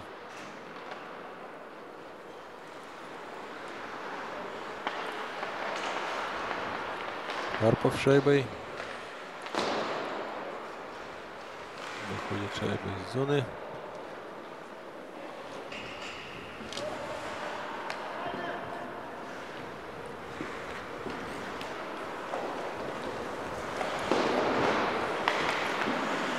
Антон Карпов. И вот выход 2-1. Хорошо, не получилась атака ворот.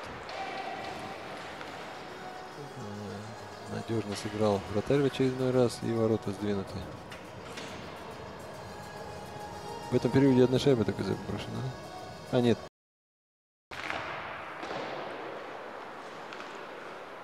Ну и приближаемся мы к экватору третьего периода. Ганулин Марат по краю и ищет дырочку, как говорится.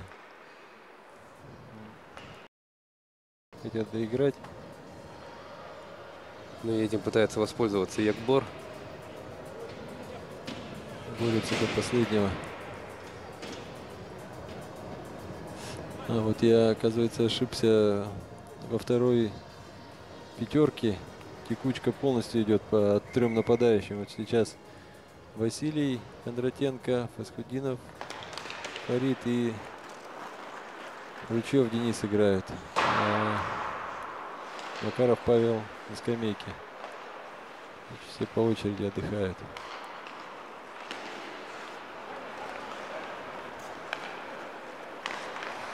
Шатунов шайбой. Передача на Исхакова. Рафаэль входит в зону. Ищет партнеров по команде. И шайба выходит из зоны. Тем временем половина третьего периода сыграна.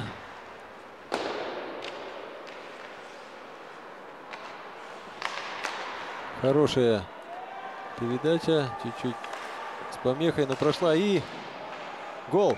И вот, да, с 3 ударов, с 3 бросков все-таки. Засчитали шайбу. Вот это молодцы, ребятки. Да, Василий Кондратенко становится автором 3-й шайбы команды Йокбор. Ну что ж, и 3-8. Давайте посмотрим на повторе. Так, и кто падает там? Нет, Василий упал и добивает Денис Ручьев. Вот. Василий бросает, шайбочка в отскоке и... Денис Рычев. Сейчас, наверное, будет, скорее всего, видеоповтор запросят. А нет, защита на шайбу, все. Небольшую травму получил вратарь.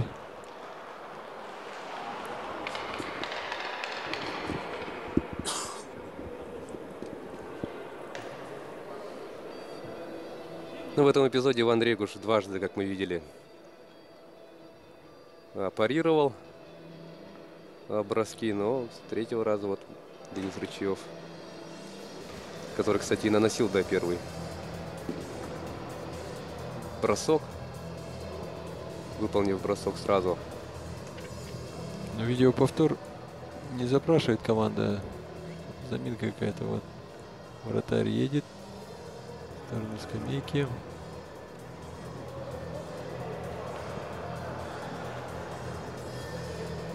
Ну, по голове, видимо, досталось, да, Ивану Регушу.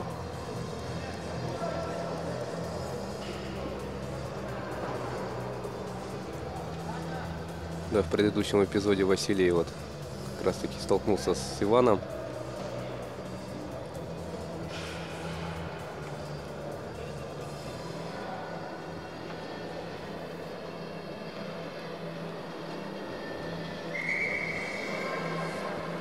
Нет, засчитан. Гол. Видео просмотр решили не смотреть.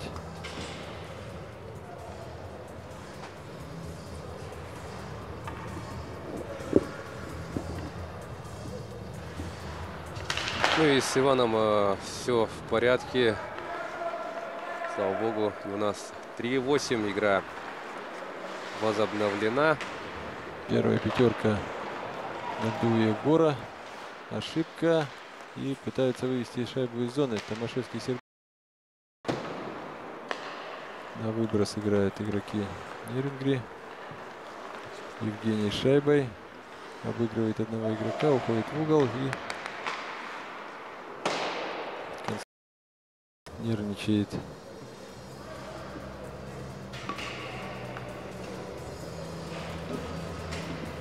Иван Регуш. Иван Регуш, да.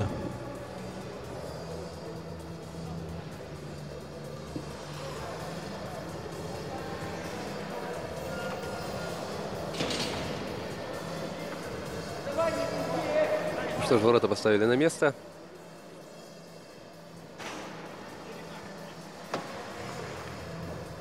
Выбрасывание в зоне нерюнгринской команды.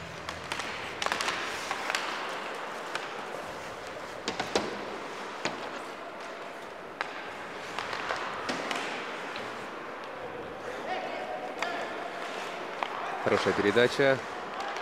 До броска дело не дошло. И убегает уже теперь нерюнгринская команда. Манаев как играет на выходе. Выбил. И успевает вернуться в ворота. Молодец. Хладнокровно вышел. Да, своевременно покинул свои владения. Оп. И падает Никита Крюков. Поймали его на силовом приеме. И вот, пожалуйста, опять Женя убивает шайбу и будет силовой.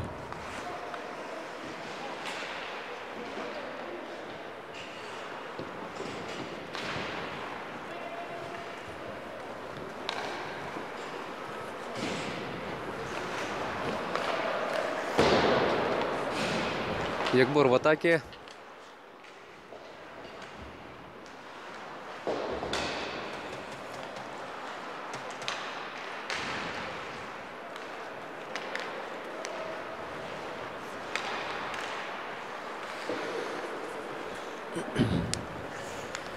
Шесть минут и 50 секунд остается играть в третьем периоде. 3-8 впереди по-прежнему хоккеисты Нерюнгринского района.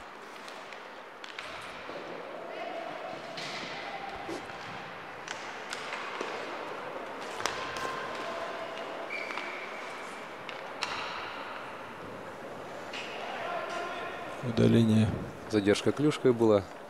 Да, за задержку соперника клюшкой.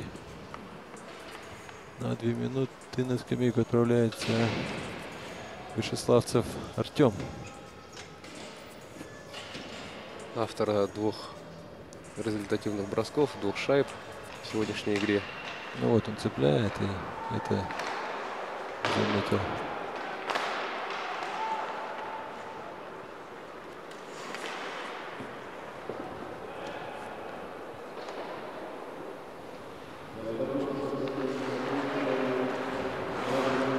Ягбор шайбой.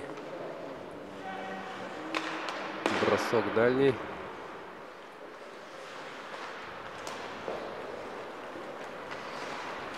Жданов шайбой. Не спешит, отыгрывает назад. Томашевский бросает шайбу из зоны. И новая атака. И на льду проходит смена как раз. Выходит первая пятерка Ягбора.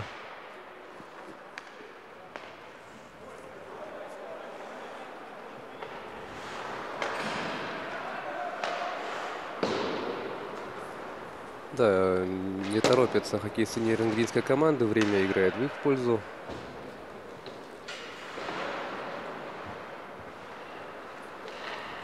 Преимущество в 5 шайб. У нас остается... Оп, и опасно. На добавочке там пытался отработать Сергей Львов. Гайнулин, Крюков. Полминуты остается играть в меньшинстве нерюнгринцам. Шайба вышла. Так, хорошая передача. Константин Крюков вошел в зону. Оставил на Гайнулина. Шайба у Крюкова. И на пятачке. И активней. Ой, жестко срубают.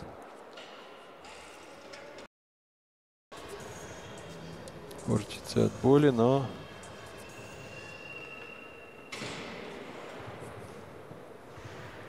Поддержал вратаря.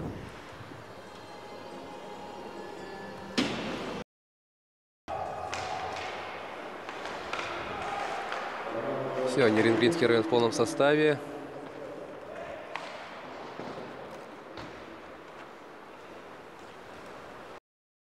И сейчас бороздит просторы республики, не может присутствовать на матче. Назвонил, спрашивал, как играют его дети.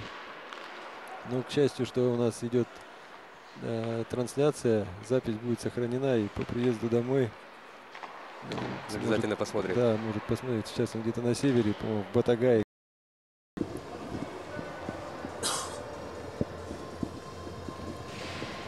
Вот опасный момент у ворот. И удаление в составе Ягбора. Антон Карпов отправился на скамейку штрафников. Удаление на льду 5 игроков.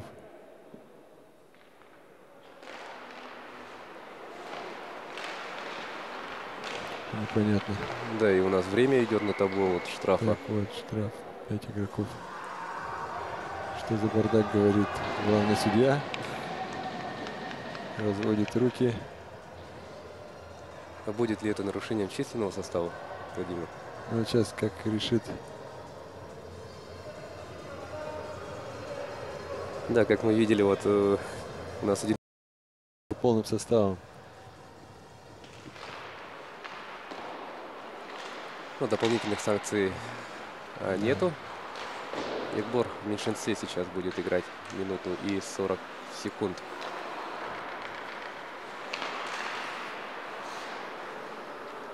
Шайба выходит из зоны.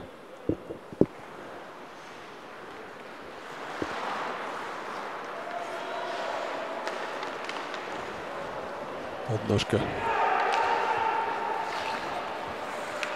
Рука поднята. Надо закончить момент. Хотел или не хотел, но это нарушение правил. Да, и сейчас у нас будет возможность посмотреть. Вот, Ну, раз, да. попадает между ног и спотыкается об нее. споров быть не может. Да. Денис Ручев на 2 минуты отправляется на скамейку штрафников. И у нас за 2 минуты 54 секунды до конца команда Ягбор остается втроем. Но если не пропустят ни одной шайбы, то через минуту 10 будут играть вчетвером. Что это ошибка от игроков. Куда побежал защитник? И так играют 2 нападающих и 1 защитник. И еще и защитник убежал в нападение. Вроде бы забрали. По рукам попадает. И опять очередное удаление. Марат Гайнуллин будет наказан. Ой-ой-ой.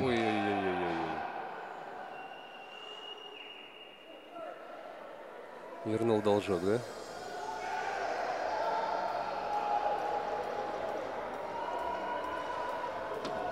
Да, очень жестко атаковал команды. Жестко сыграл, конечно, против Марата Гайнуллина на противоходе.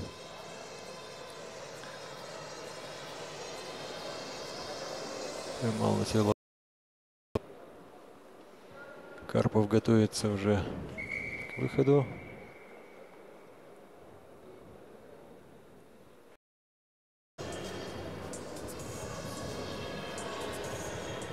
Продолжается совещание.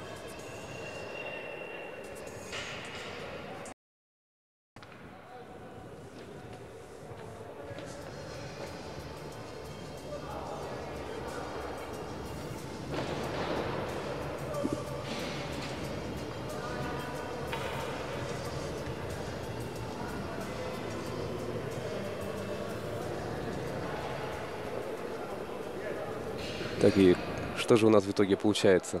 3 хоккеистов Ягбора. И Ягбор играет 4 полевых. И еще 37 секунд остается, после которых Ягбор будет уже в полном составе. Бросок. Манаев на месте. И пытается убежать. Никита Крюков отрывается, но теряет шайбу. И отбили ноги ему. Вот и он отдает сдачу, как бы. Бежит.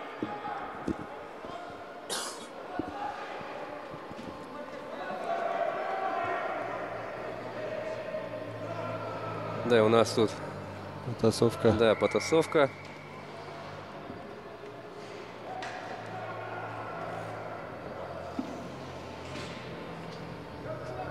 Ну да. Напряженная концовка получается. 3 игрока на скамейке у Шахтера и 2 на скамейке удаленных у Ягбора. Вот у нас есть возможность увидеть на видеоповторе.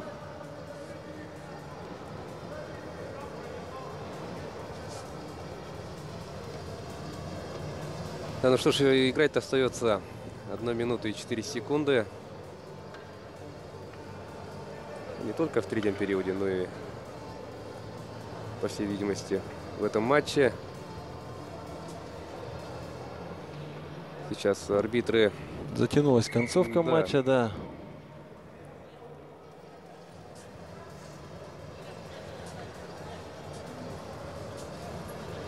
Ну что ж, 4 игрока у Нерюнгринской команды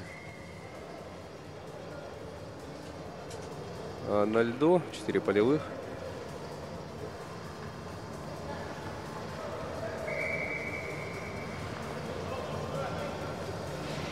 И 4. Львов, Баганатов, Свиридов и Кондратенко на льду у Ягбора. И Каткин, Демченко и 8-й номер Сергей Томашевский. Сергей Томашевский на льду Нерюнгринского района. Отыгрывает и мощный бросок. Исполнение Львова.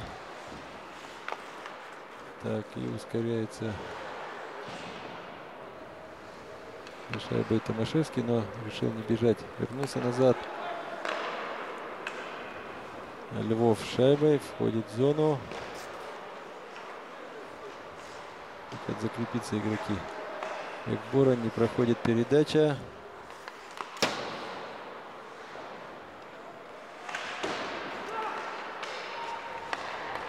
И бросок. Бросок хороший был, но, к сожалению, не такой сильный.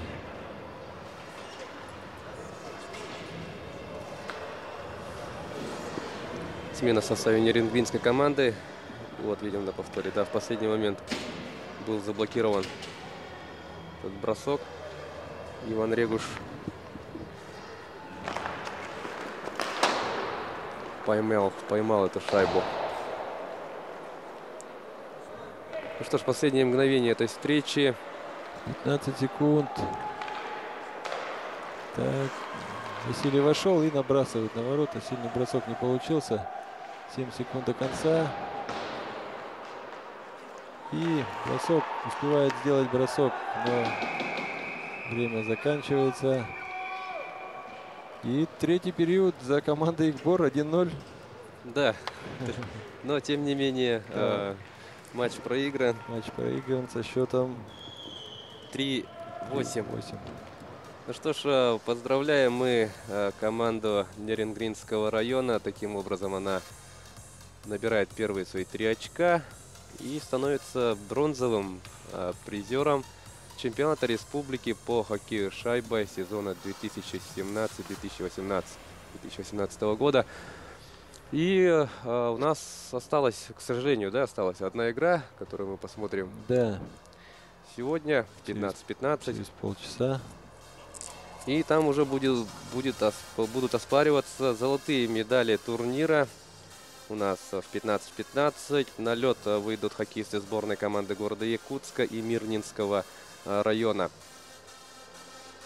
Благодарим мы хоккеистов за эту встречу. Было у нас и много опасных моментов, много борьбы. И порой даже вот мы видели, что до единоборства дело доходило. Ну и, конечно же, было много взятий в ворот. 11 шайб мы сегодня увидели. И сейчас у нас есть возможность вспомнить самые красивые и яркие моменты третьего периода. Вот эпизод, когда Иван Регуш получил небольшое повреждение после столкновения с Василием Кондратенко.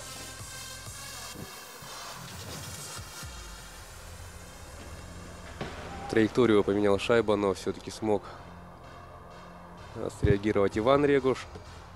Ну и тут уже Денис. Да, Ключев на добивании.